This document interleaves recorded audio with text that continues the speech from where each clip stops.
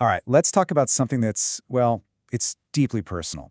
We're going to get into how the stress from our crazy, busy lives can follow us into our most intimate moments. We're going to unpack the science behind why that actually happens. You know the feeling, right? It's a question so many of us have wondered about. You finally leave work, you try to just shut it all off. But when it comes time for intimacy, all that pressure, those deadlines, the worries, it's like they're all right there with you. So what is going on? Okay, here's the absolute most important thing to get. When stress messes with your sex life, it is not a personal failure. It's not something you can just power through. No, this is your body's ancient survival programming literally taking the controls, whether you want it to or not. To really understand this takeover, we first have to look at the two main operating systems of your body. Think of it like a switch that can only be in one of two positions at any given time: survival or intimacy. This right here perfectly sums up how our nervous system works. It's kind of like the gas pedal and the brake in your car. On one side, you've got the sympathetic system. That's your fight or flight gas pedal. When it's on, it reroutes everything, like blood flow, away from functions that aren't critical for, surviving right now. Then you have the parasympathetic system. That's the rest and digest brake that handles all the chill, peacetime activities. And here's the absolute kicker. Sexual arousal is a peacetime activity. So when chronic stress has that gas pedal slammed to the floor, the whole system you need for intimacy just gets shut down. Now, this whole conflict isn't just happening at the level of your nerves. Oh no. It's more like a full-blown chemical war inside your body, where the system that manages stress is in direct opposition to the one that manages sex. So picture this. Your brain perceives a threat. And it doesn't matter if that threat is a lion or just a scary-looking email from your boss. It flips a switch, activating a command chain called the HPA axis. And that whole chain reaction ends with your adrenal glands pumping out a flood of cortisol, our main stress hormone.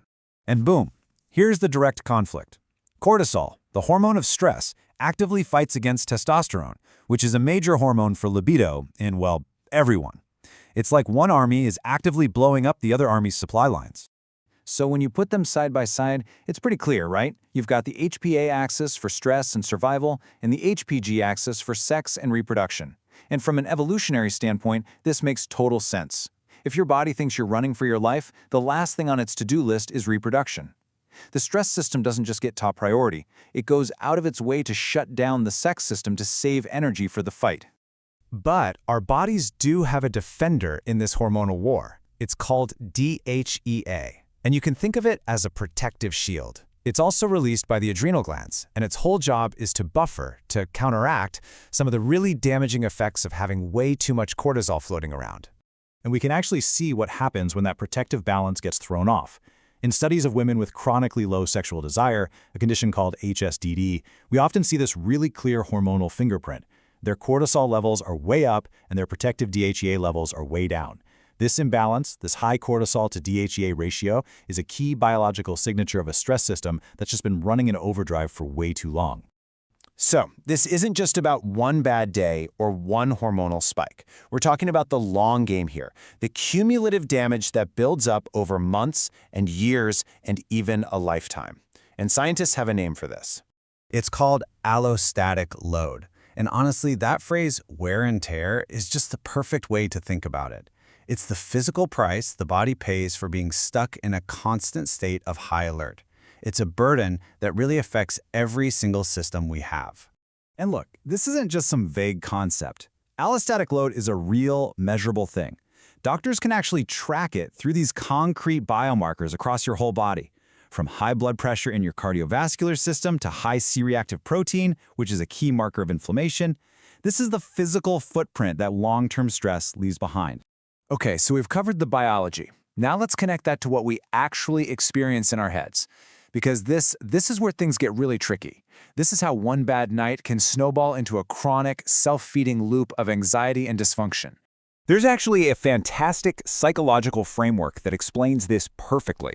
It's called Barlow's model, and it basically maps out how our thoughts and our feelings can create this incredibly powerful and frustrating feedback loop.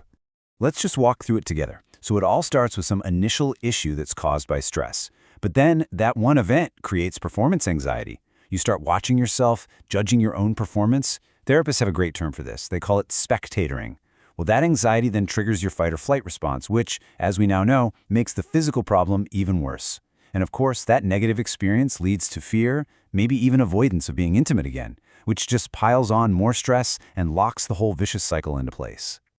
And that right there, that's how one single stress-related incident can spiral and dig in until it feels like this permanent, chronic pattern. It's exactly what makes people feel so incredibly stuck. And all of this biological and psychological pressure, it shows up in some very real, very common clinical conditions. We're talking about everything from erectile dysfunction and low desire to painful intercourse and having difficulty with orgasm. These are all common ways this whole process can manifest. But here's the really hopeful part, and this is so important. Just understanding this biology, just seeing the cycle laid out like this, it's incredibly powerful. It changes the problem from feeling like a personal failing to seeing it as a biological and psychological process. And any process, once you understand it, can be changed. So, we'll end on this thought. Maybe we need to start reframing this. What if sexual dysfunction isn't the problem itself, but actually a symptom, like the canary in the coal mine for a mind and a body that are just under way too much load? It might just be the most honest signal we have for our overall well-being. So the question is, what is yours telling you?